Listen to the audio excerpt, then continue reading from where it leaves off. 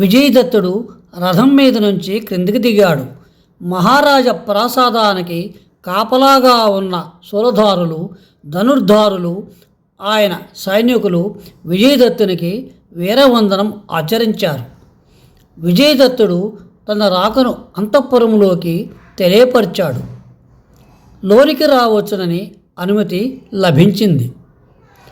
వెంటనే విజయదత్తుడు పాలరాతి సోపానాలను అధిగమిస్తూ టీవీగా లోనికి సాగాడు.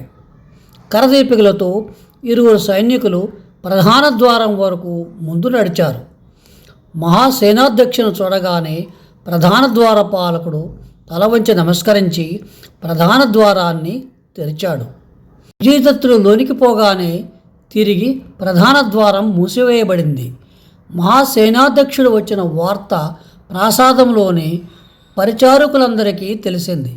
అంతా లేచి నిలబడి ముకిలిత హస్తులై నమస్కార ముద్రలో ఉన్నారు. విజయదత్తుడు ఎక్కడా ఆగకుండా భవనంతర్భాగానికి వెళ్ళాడు. విజయదత్తుని రాకను సూచిస్తూ విజయశంఖం పూరించబడింది. విజయదత్తుడు ప్రభువుల ఆంతరంగిక మందిరానికి సమీపంలో ఉన్న సువిశాల సమాలోచనా మందిరాన్ని సమీపించి అక్కడ కూర్చున్నాడు. కొద్ది క్షణాలలో చతుస్సాగర వేలావలయిత మహాసామ్రాజ్య సార్వభౌముడు, అజేయుడు, శత్రు దుర్నిరీక్షుడు అయిన ఆంధ్రుల మహాప్రభువు శ్రీ శాతకర్ణి చిరునవ్వుతో సమాలోచనా మందిరంలోనికి ప్రవేశించాడు. విజయదత్తుడు లేచి నిలబడి వీరాభివందనం చేశాడు. ప్రభువు ముఖాన గంధపు బొట్టు, అక్షతలు ఉన్నాయి. విజయదత్త, సమయానికి వచ్చావు. మహారాణి నాగవరద ఇప్పుడే తన మాసోపవాసం ముగించి అగ్నిపూజ నిర్వర్తించి ఋతుక్కులకు అర్పించింది. భోజనాలకు సిద్ధం కాబోతున్నాము. ఇంతలో నీవు వచ్చావు, చాలా సంతోషం.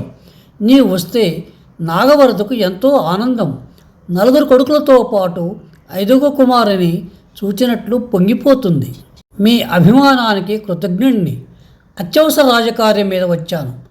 శ్రీ శాతకర్ణి నవ్వి, అత్యవసర కార్యం లేనిదే ఆకస్మికంగా నీవు రావని, అందులోనూ పొద్దుపోయి రావని నాకు తెలుసు. ఏమిటి విశేషం? ఖారవేలుడు దక్షిణ దిగ్విజయ యాత్రకు బయలుదేరాడు.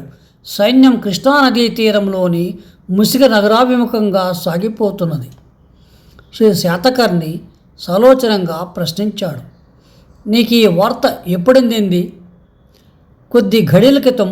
వెంటనే రహస్య సైనికులను, రహస్య పక్షులను, తరువాతి వార్తలను రాత్రికి రాత్రే చేరవేయవలసిందిగా పంపాను. సైన్యాన్ని ఖారవేలుడే స్వయంగా నడుపుతున్నాడా? ఆ సమాచారం ఇంకా అందలేదు ప్రభు. రేపు చెప్పగలను. ఖారవేలుడు లేని ఈ సమయం చూసి మనం కళింగాన్ని ముట్టడించి రాజధానిని పాదాక్రాంతం చేసుకుంటే ఎలా ఉంటుంది? విజయదత్తుడు ఒక్క క్షణం ఆలోచించాడు. అదనపు సేనల కోసం మనం ప్రతిష్టానానికి కబురు పంపాలి. విజయదత్త, ఇది సరైన వ్యూహం కాదు. ఆ సైన్యం ఇక్కడికి వచ్చేసరికి కొన్ని దినాలు పడతాయి. కళింగానికి చేరేసరికి మరికొంతకాలం పడుతుంది. ఈలోగా శత్రువులకి సైనిక సంచలనానికి వార్తలు తెలుస్తాయి.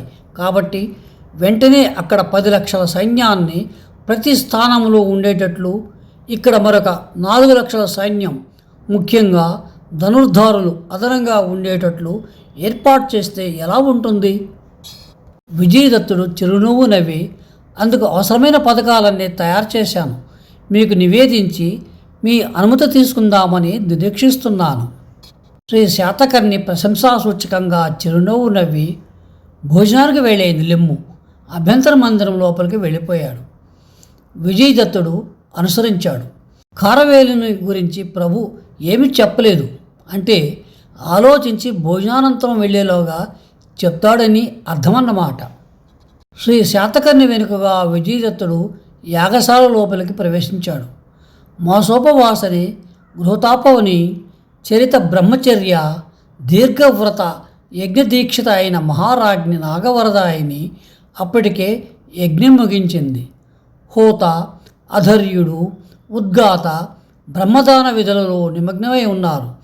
విజయదత్తుడు మహారాజ్ఞి నాగవరదాయనికి పాదాభివందనం చేశాడు.